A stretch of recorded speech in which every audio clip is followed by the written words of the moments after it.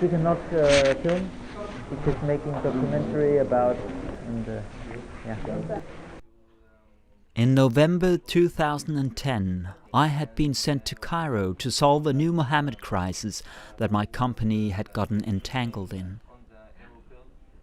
As a citizen of the free and democratic world, my intention was to solve the problem through classic European diplomacy.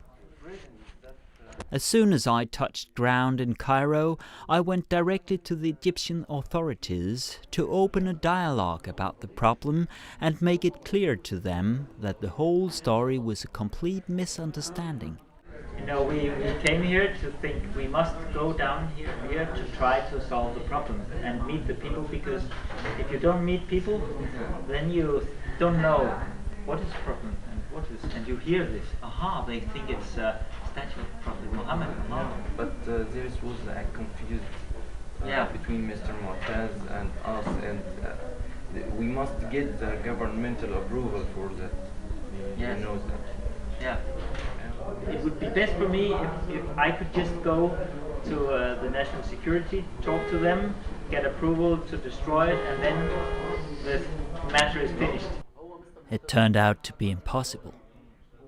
Most of them didn't even want to meet with me, and the ones I happened to meet told me that there was nothing they could do.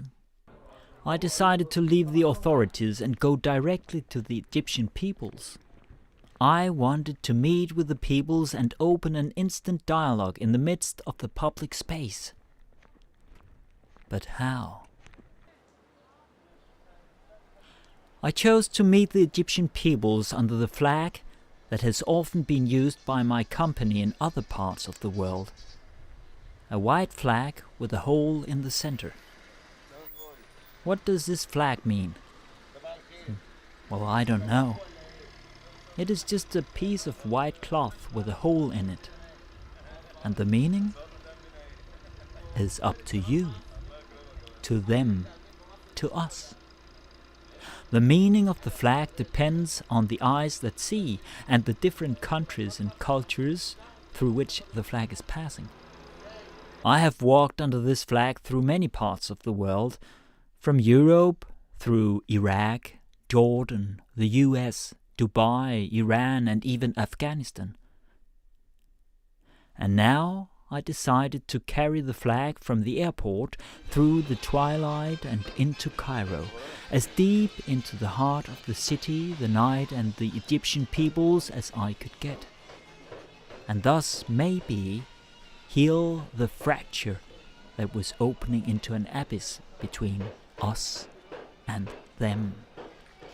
And in the end, when the peoples of the world would finally be one people, I would come out on the other side of Cairo, leaving behind the city as an opened space where the Egyptian peoples could introduce the beginning of a new world order.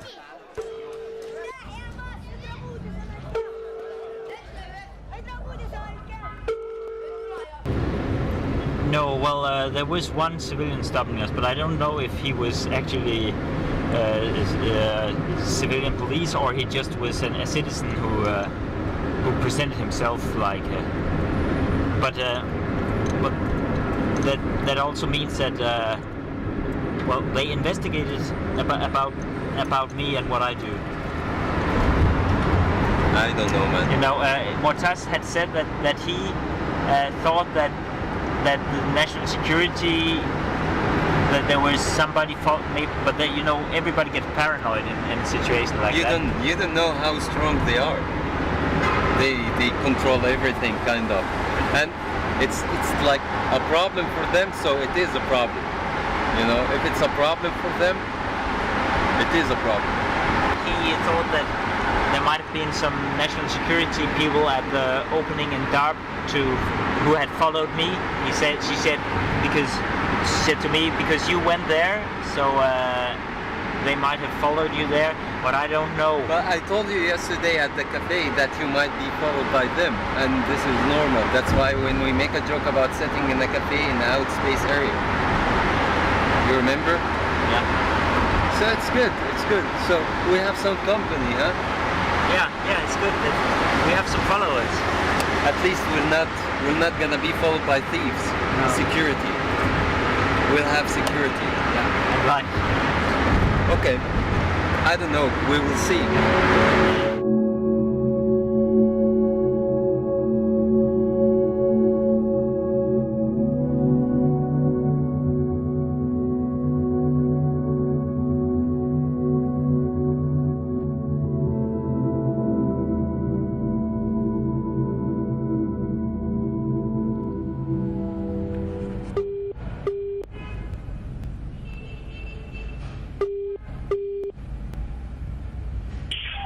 Hello.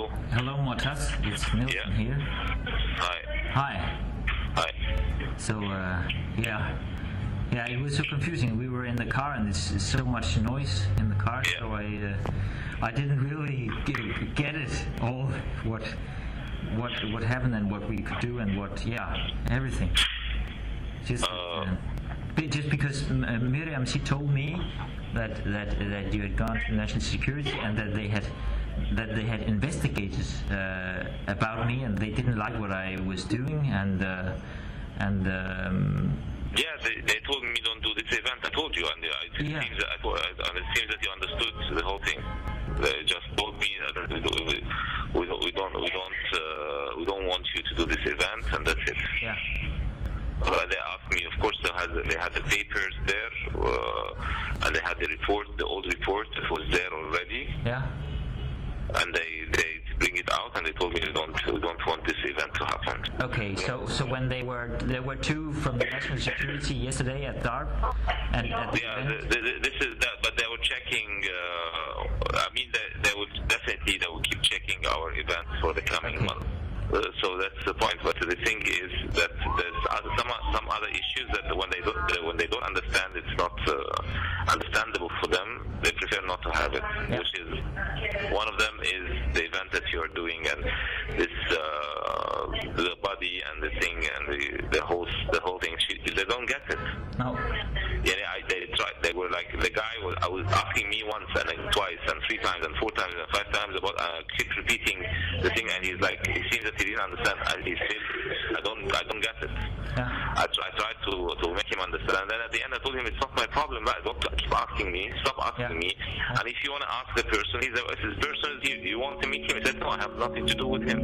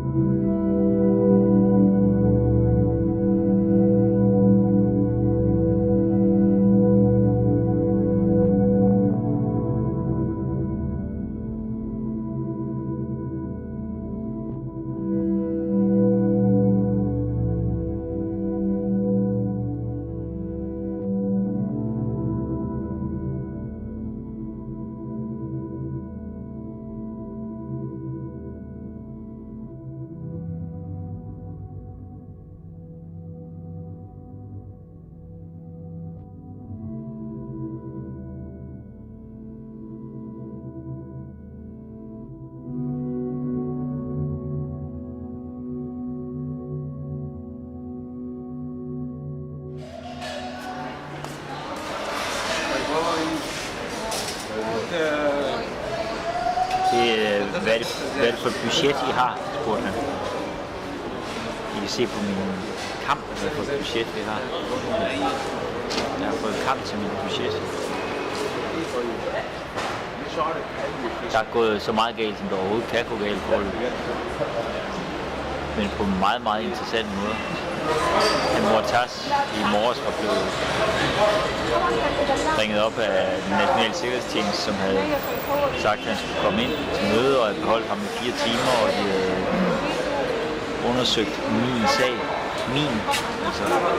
Og de ikke brød som det, jeg gik og lavede i Egypten. Det, jeg går og laver i Egypten. Så nu bliver det endnu sværere, at hvis der er nogen, der følger os, som de mente, så bliver det endnu sværere for eksempel at sidde her og filme i det offentlige rum. Men altså se at gå med det flag. I morgen så må man bare gå videre.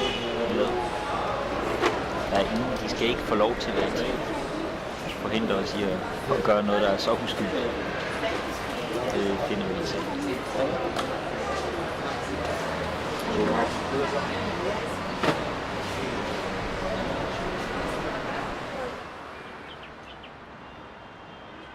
So the next morning I picked up the flag and went out into the street.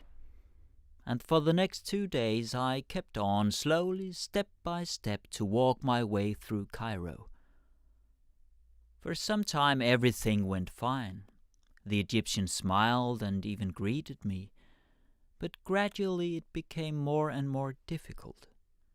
Different kinds of civilians, or maybe they weren't civilians but plainclothes agents of the secret police, stopped me and asked me to delete the recordings and put away my flag.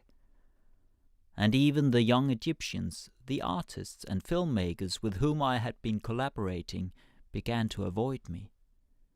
They no longer wanted to talk to me in the public space of a cafe. One of them even asked me not to call him any longer. "Stop," he wrote. "Please, we don't want to have anything more to do with you and your project." In the end, I was on my own, just me and the camera woman. And then, on the Holy Friday night, we finally went that fatal step too far, across the bridge and down into the Liberation Square.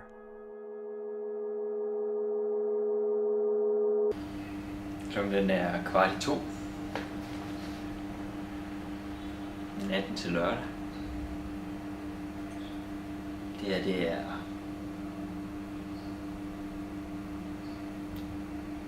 Mission Cairo, eller Cairo Gates. At the end of the day. Nu vil jeg gerne have, at vi hver dag laver noget fantastisk.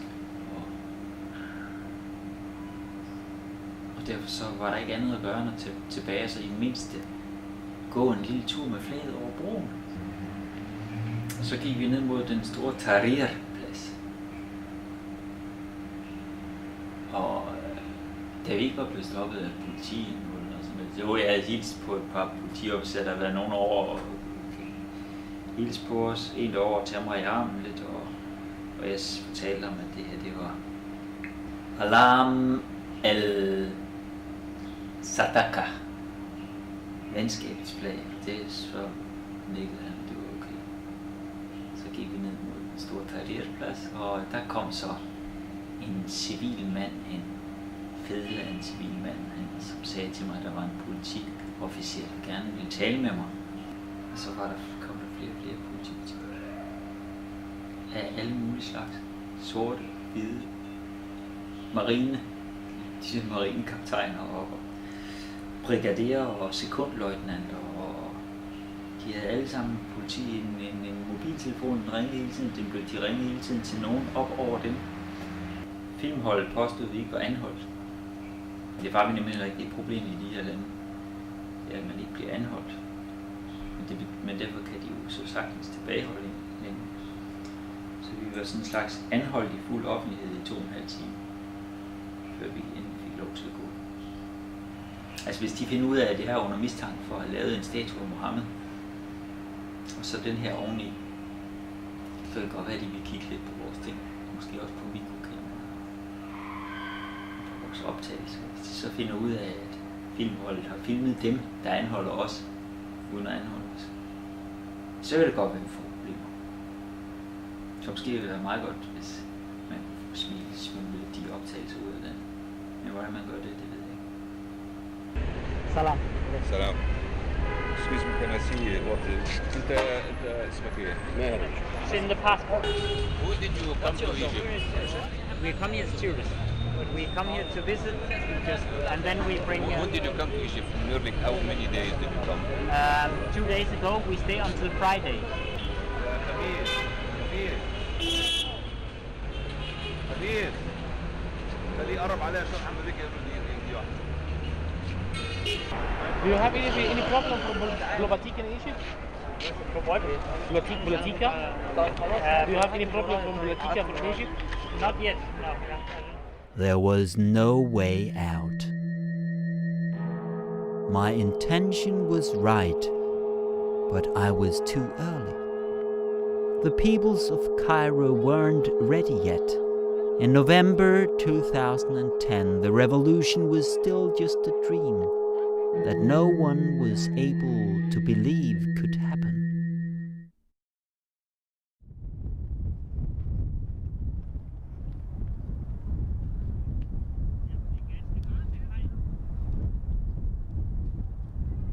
In the early morning hours, I sneaked out of Cairo.